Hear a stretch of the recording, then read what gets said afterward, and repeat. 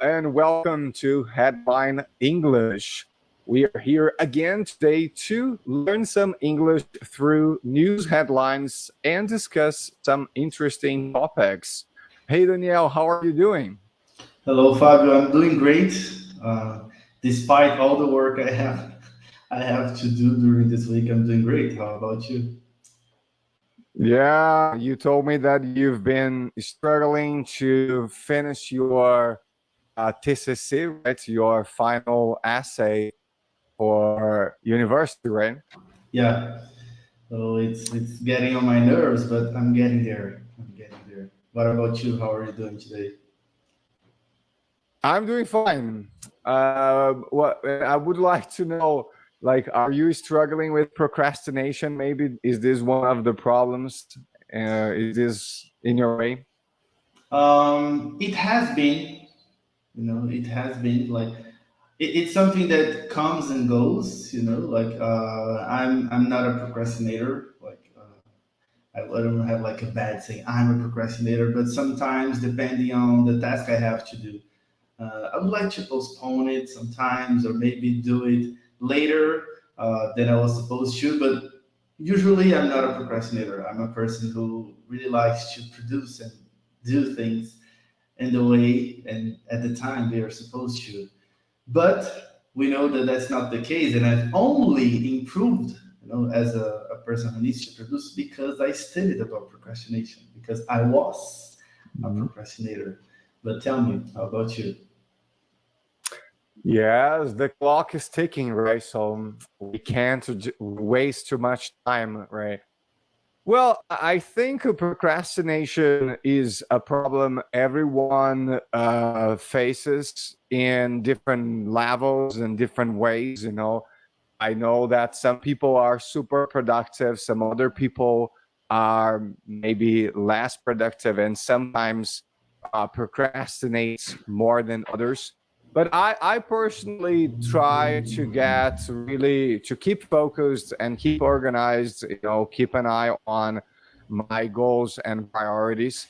But I think working from home, especially as everybody knows after the pandemic, has made things a little bit more complicated. Like there are more distractions, and it is not as easy for us, to keep focused. Do you feel the same? Like, do you have the same feeling about it? Yeah, especially when it comes to our job, as teachers, because I remember before when I had to do most of my classes were in-person classes, and then I had to have everything prepared up front, and I would like have to really have everything prepared for a class. And now that you're working from home, sometimes you're like, yeah, I know what this class is going to be about, so I will open some tabs, I will do some search or some research for the improvement of this class, but I don't have to really have everything set because I have the internet as a tool now. I have my computer as a tool, something that I didn't have before because like all I have the chalkboard and some books, and that was all. But of course, like during the pandemic, I had to move, and I remember that I had to separate time, to set a time to like fix everything from the moving and also work.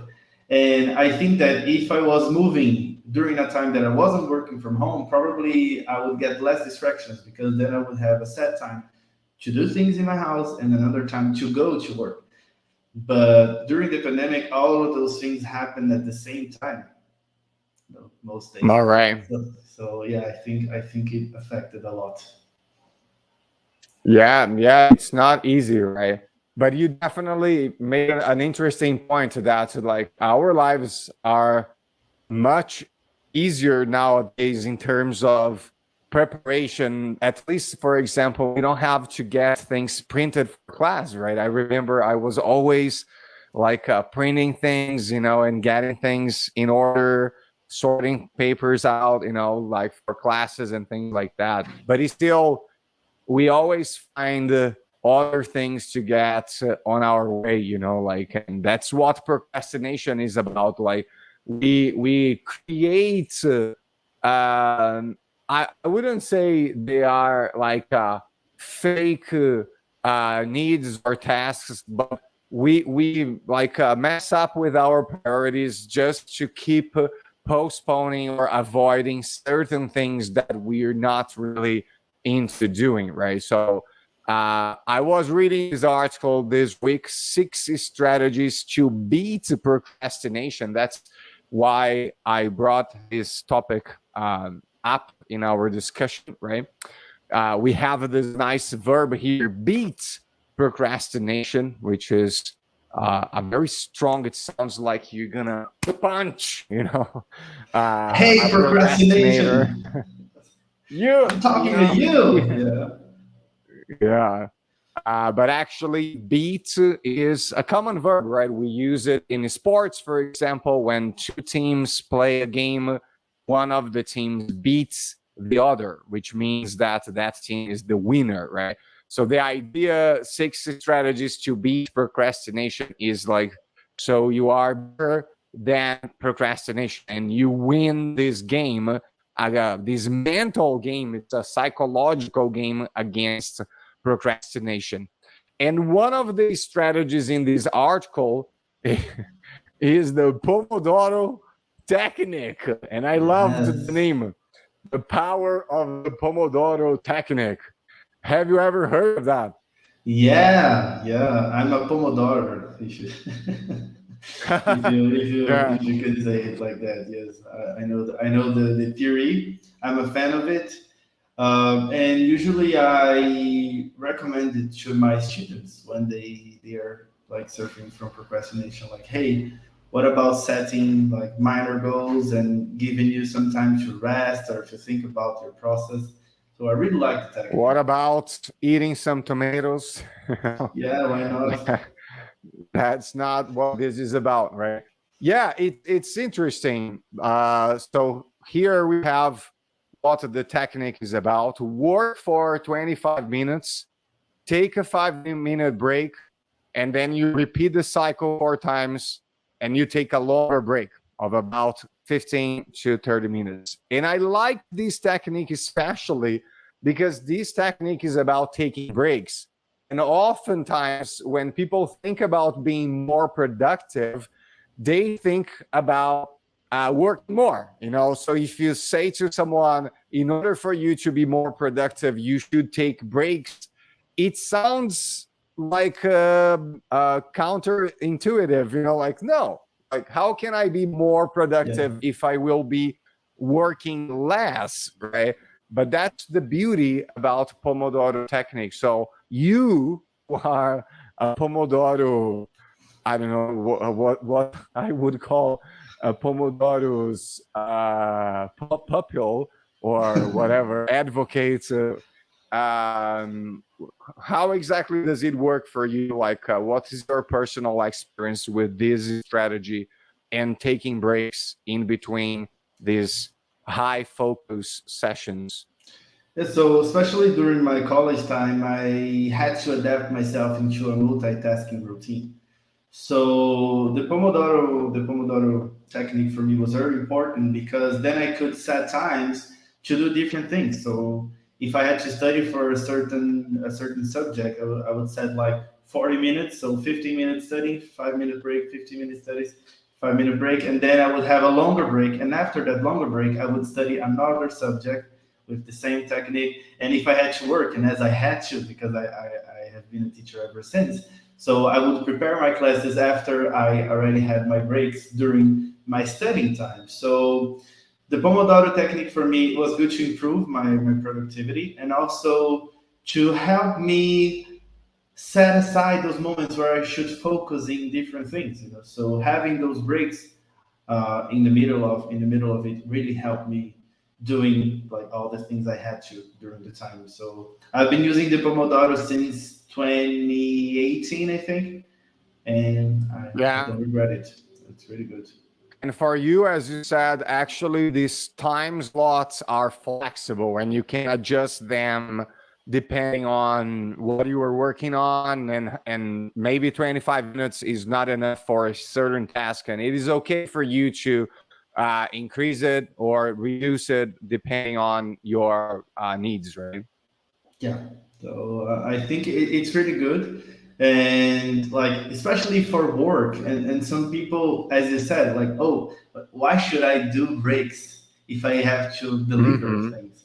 But actually, the fact that you escape for a while, you know, do something like drink coffee, or maybe just go through the window, see what is the day like, and then come back, will give you more insight on what you actually need to do. So it's really helpful.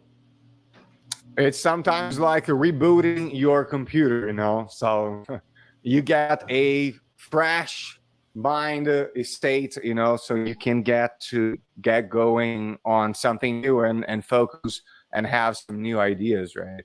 Yeah. But I know you have actually a different approach you would like to suggest for this talk, because life is not all about productivity, right? So what would you like to I want to say talk about about that? something that is correlated to productivity, time, right? And because time is money, you know, we have this saying like time is money, or time is what you make for Time it. is money. And I bumped into an article some weeks ago, talking about a book that is called How to Save Time. And it's quite risky to say that you have a technique on saving time, because we've been told and educated that time is the only thing we can save, we can't control, right? So Mhm. to give this idea that we can actually save time, it's quite interesting. So would you like to know how to save time, Fabio? I definitely would like to. I think this is one of the things that make us most what is the word for that? Like that causes angustia. How do you say that? Like some Like anxiety, you know? yeah, anxiety is a good word. Exactly. Yeah. Nowadays is lack of time. At least I constantly have this feeling that I don't have enough time to do everything I would like to do. Like so we are constantly running, to save time, or to maybe this is one of the things like about trying to be more productive, because we believe that by being more productive we would have more free time, but it turns out it never really happens. So I don't know what No. goes wrong. So what the author is trying to say here is that time is not an individual thing, you know, it's not by my own productivity that I will save my time. But we actually must think about time as a collective thing, because everything has its own time. So, in order for example, in order for me to have time, I would think like, okay, I have to wake up earlier. I have to set all of my goals in the beginning of the day. So, by the middle of the day or by the end of the day, I can like set some goals aside. Like, yeah, I checked off those points. Now I can really focus on having time with my family, for example. But actually, what they are based on, like what this theory is based on, like do you know slimes like amoeba? We call amoeba here in Ah, Brazil. yeah. So what did they do in this study? They grabbed some slimes and they put onto a box, and those engineers they created a system in which the slime would reach the end of the box faster. But some slimes actually, because they just drop the slime and hope for the slime to follow the path. And some slimes actually followed a different path. And by the end of the study, all of them reached the end of the box at the same time. And that got us thinking like, how is the world, our environment affecting our time? Because you would think like, no, I'm an engineer. I have studied for enough time to build a system where things happen in the time that I want it to happen. But actually it didn't. Hmm. Things like a slime decided in which time it would like reach the end of the box. So what the article in the book is suggesting here is that we must think about time as something collective, not something that we are, like, we as humans are the only responsible factor of it. So during this week, especially, lots of students of mine are having problems, especially because of the floods and the rains that are happening, especially in São Paulo. And most of them are like, Danny, I'm so mad because I was ready to have this class, and once I got home, I saw that I didn't have energy or I don't have internet signal because of the rains. And Mm-hmm. some people, like, because we have this FOMO, like this fear of missing out on things. So you leave your home, you leave your home to get to your job in time. You leave your job to getting home in time because you have things to do at home. And once you don't do that, you kind of feel guilty about that. Like, oh my God, like, why don't I have the time to do all the things I want? But what about thinking that time is something that takes everything, not only our responsibilities?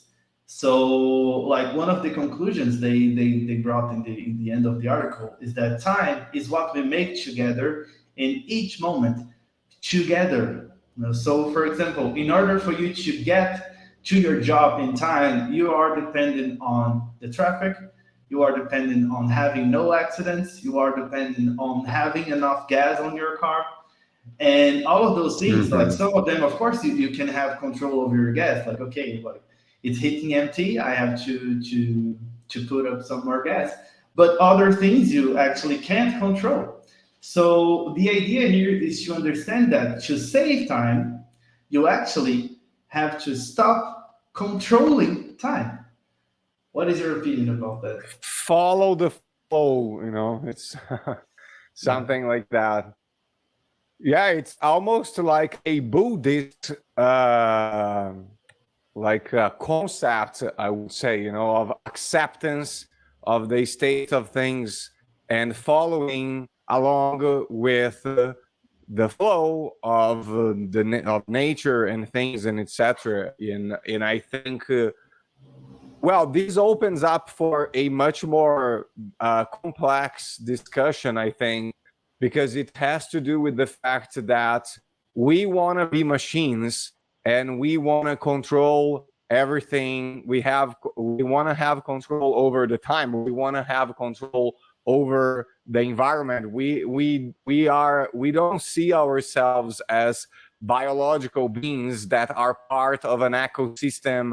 We think we are gods, like at the end of the day, so it's always very hard to accept failure when we suppose that we should be above everything and everyone, so wow, that was deep, right? Yeah, yeah. but but I think that's what this is all about, But we will need another episode to dive into that because it's definitely a complex discussion, right? But I think it's like to sum up here, I think it as usual, I think striking a balance in life is key. I don't know for maybe for success or whatever, but it's key for happiness. Like I don't think we have to be obsessed about productivity and controlling time. I don't know, on the other hand, if I would be able to completely, give up controlling my time as well. But I don't think I need to. I think it's okay if we, find this balance, strike the balance between these two polar views, and then we can live happily. I don't know. Yeah, I totally agree with you. I think it's all about finding the balance and understanding that no, we are not gods. No, we don't have control over everything. And yes, that's okay.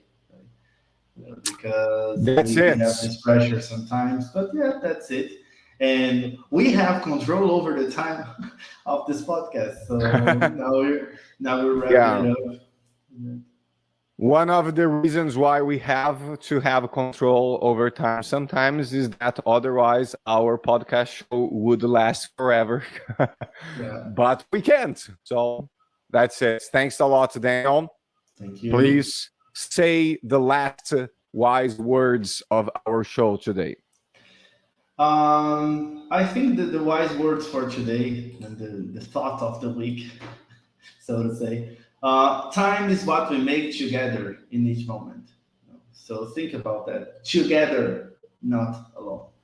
And that's it. And if you want to tag along with us in our social media, I am Teacher Daniel. You can find me at e.brasil. And you can find Fabio at lexus.english. And it's a pleasure to have you here with us. And see you again in 2 weeks. Bye bye. See you.